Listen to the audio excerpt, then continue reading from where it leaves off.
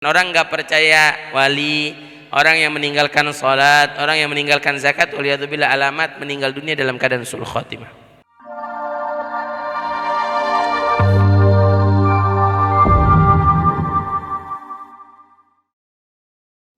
Dulu kita sering ceritain Syekh Abdurrahman Al-Jufri, wali besar. Ini kisah nyata loh, kisahnya wali mah kita nggak bingung. Wasallim li ahlillah fi kulli mushkilin. Serahin kalau sama ahlinya Allah, kita jangan berprasangka buruk. Ente berprasangka buruk, ente nggak dapat hasil. Ada satu orang kena penyakit kencing batu.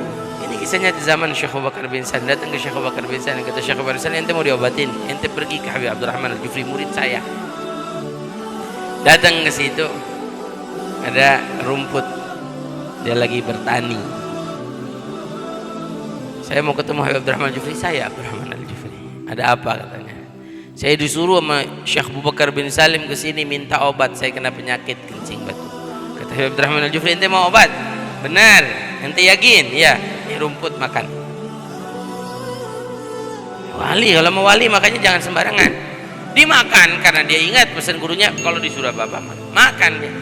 Pas makan, subhanallah, habis makan langsung sakit, pengen ke kamar mandi keluar batunya.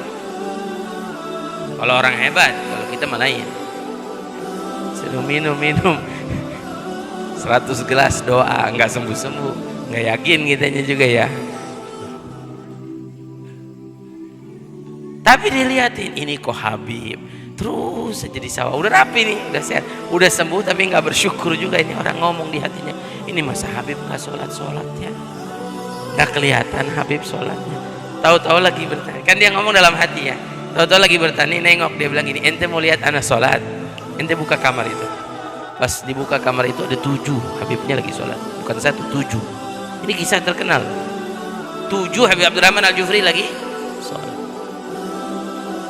Jadi kita nggak boleh sembarangan, sama Syekh juga nggak bisa sembarangan. Ya, tapi salik li haqiqah, ya salik li tariqah, jalan dalam tariqah, nggak keluar dari tariqah. Cuma kita nggak ngelihat, kadang kitanya dilatih supaya husnudzan. Dulu Habib Abdullah bin Abi Bakar Al-Idrus punya masjid, namanya Masjid Al-Idrus di Tarim. Beliau selalu ngimamin, nggak pernah lepas. Suatu hari mau zuhur, dia kelelahan, dipijitin sama muridnya, pijitin sampai ketiduran, pijitin terus azan zuhur, qomat, rapi sholat, dia pijitin, dipikir belum suruh berhenti, nggak berhenti dia, pijitin aja, rapi selesai. Tiba-tiba muridnya terlintas di hati, tanya, Habib nggak sholat, orang udah pada sholat zuhur. Senyum aja, Habib Abdullahnya senyum. Habib, saya ini mau sholat, ya pergi sholat. Sampai masjid, orang udah pada selesai kan sholat. Tanya, siapa yang ngimamin? Yang ngimamin Habib Abdullah tadi. Bingung dia, saya yang mijitin kok ada di sini tuh. Nah, inilah ya, orang kalau udah tinggi derajatnya di sisi Allah Subhanahu wa taala. Kalau kita dulu di Jawa ada namanya Mbah Soleh.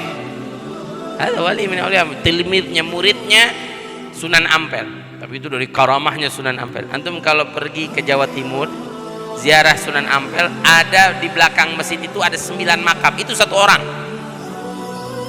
9 makam, tapi 1 orang yang dikubur di situ, namanya Mbah Soleh.